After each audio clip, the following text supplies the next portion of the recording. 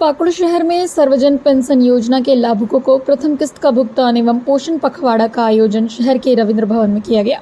कार्यक्रम का उद्घाटन ग्रामीण विकास मंत्री आलमगीर आलम, डीसी मृत्युंजय कुमार बर्णवाल, लिट्टीपाड़ा विधायक दिनेश विलियम मरांडी, पुलिस अधीक्षक प्रभात कुमार, जिला परिषद अध्यक्ष जूली खिष्टमनी हेम्ब्रम, उप विकास आयुक्त मोहम्मद शाहिद अख्तर, जिला वन प्रमंडल पदाधिकारी रजनीश कुमार, परियोजना निदेशक ITDA अरुण कुमार इक्का, अपर समाहर्ता मोहम्मद जियाउल अंसारी, अनुमंडल पदाधिकारी के द्वारा संयुक्त रूप से दीप प्रज्वलित कर किया गया।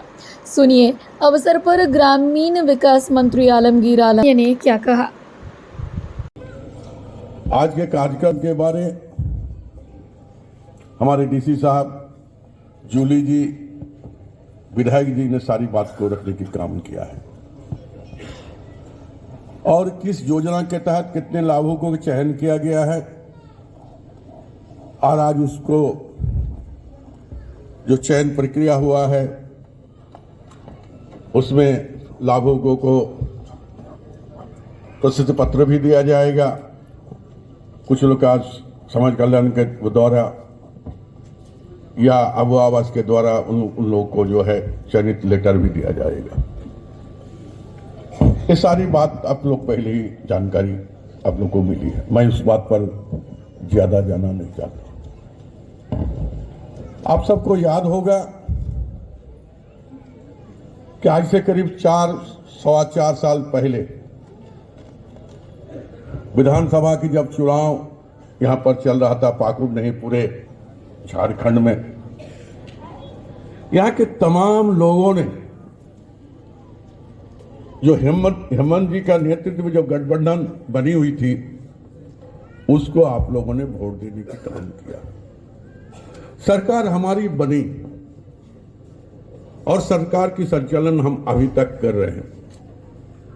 बीच में कुछ कमियां आई हैं, वो सब आपको जानकारी है। हेमंत जी के नेतृत्व में हम सरकार चला रहे थे बखूबी। जो भी हमने आश्वासन चाहे कांग्रेस पार्टी के द्वारा या झारखंड मुक्ति मोर्चा के द्वारा या अन्य दल जो हमारे गठबंधन में थे, उन्होंने जो बात को आश्वासन जनता के बीच में रखने की काम किया था, वो सारी बातों को हम लोग धरातल पर लाने की काम हम लोग ने सोच समझ कर करने की काम किया है। अक्सर गांव में जाने का मौका मिलता है, जब भी हम गांव जाते हैं तो हमें 2-4 चीज का कठिनाई लोगों के बीच में ज्यादा हम लोग को देखने को मिला।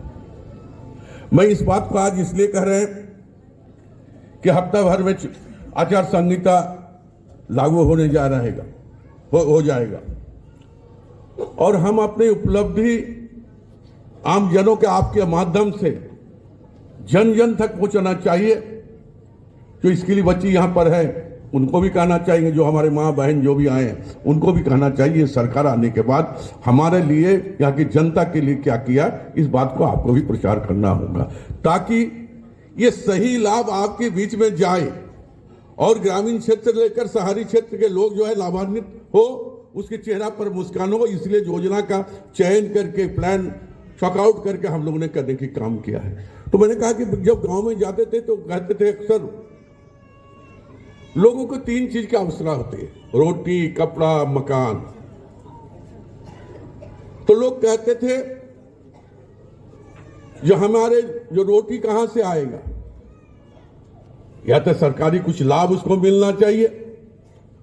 तो अक्सर महिला से लेकर जो वृद्धा थे वो कहते थे मेरे उम्र तो 75 साल 70 साल हो गया, कुछ दिन के बाद तो हमारी मौत होगी, लेकिन ऑफिस घूमते घूमते थक गए और नियम और कानून के वजह से हमें आज तक कोई पेंशन हमें नहीं मिला। ये बात को हम लोग जब हम चुनाव प्रचार पाकुड़ विधानसभा में कर रहे थे तो हम बोले थे निश्चित तौर पर आने वाले समय में अगर हमारी सरकार बनती है तो निश्चित तौर पर वैसे गरीबों को चुनकर हम लोग ने पेंशन देने की काम करेंगे। और माननीय हेमंत साहब तत्कालीन मुख्यमंत्री थे, उनसे एक बार नहीं कई बार हम लोग ने बात किया और सर्वजन पेंशन देकर यहाँ के तमाम 60 साल की उम्र जितने भी थे, चाहे महिला हो चाहे पुरुष हो, सारे लोग को देने की काम किया। एक विधवा जो थी उनका भी नियम बनाकर रखा था पिछली सरकार ने, कि 40 साल का अगर जब तक उसका विधवा का उम्र नहीं होगा तब तक उसको विधवा पेंशन नहीं दिया जाए। कौन नियम और रूल कहता है? भगवान के साथ कौन मरेगा, कौन जिएगा, कौन विधवा बनेगी, ये कोई नहीं कहा जाता। समय काल खंड कोई नहीं बता सकता है। 20 साल का हो, 25 साल का हो, 28 साल का हो, महिला जो है विधवा बन सकती है। इसलिए हम लोग ने नियम पारित किया कि जब ये विधवा हो जाएगी, 20 साल का हो, 22 साल का हो, 24 साल का होगा, उसको विधवा पेंशन सुनिश्चित करना होगा। हम लोगों ने करने की काम किया।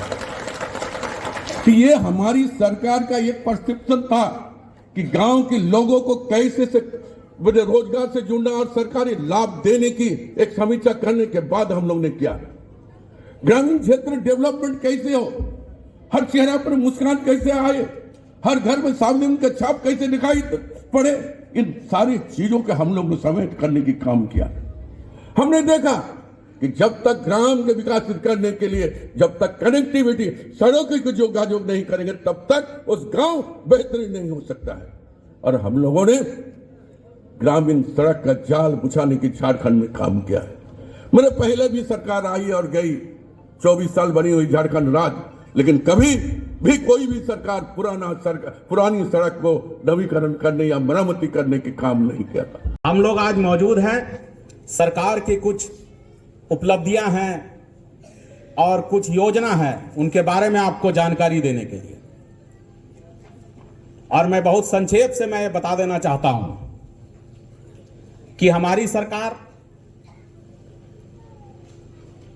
जो भी वादा किया था, जो भी वादा हम लोग ने किया था अपने एजेंडा में, हम लोग उसको धरातल में लाने का काम कर रहे हैं।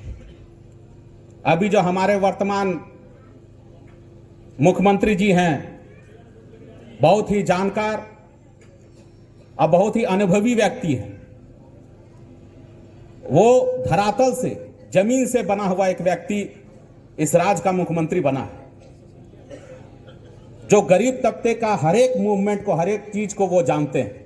हम सराहते हैं ऐसे व्यक्ति को जो सभी के लोगों का बात सुनते हैं। और उन्होंने एक ऐसा कदम उठाया जो कृषि ऋण है, वो 2 लाख तक का जो कृषि लोन है, कृषि ऋण है, उसको माफ करने का उन्होंने काम किया। हम सभी विधायक उनसे बात किए, हमारे माननीय मंत्री जी भी बात किए और उस पर अमल हुआ। और सबसे बड़ा मुद्दा उठता है बिजली बिल को लेकर के। पहले 100 यूनिट तक माफ था, अब 125 यूनिट तक बिजली बिल को माफ कर दिया गया है। और जितने भी बिजली बिल के पदाधिकारी हैं, उनसे यही कहना है कि जब भी जाते हैं गांव, किसी का घर में बिजली लगा है, तुरंत उसको बिजली काट करके उनको चमकाना नहीं है कि तुम तुरंत बिजली बिल दो। आपका अधिकार है, लेकिन यह भी अधिकार है कि पहले उसको इसकी जानकारी दे दें कि आपका बिजली बिल इतना है, और उस बिजली बिल का समीक्षा कर लिया जाए। क्योंकि बहुत सारे ऐसे बात आती हैं, कंप्लेन आता है कि कहीं ना कहीं बिजली बिल को लेकर के कुछ गरीब लोग फंस जाते हैं। उसकी सारी समीक्षा किया जाए, जो जायज काम है उसको किया जाए। कोई ऐसे व्यक्ति हैं, उसमें ऐसा ना हो कि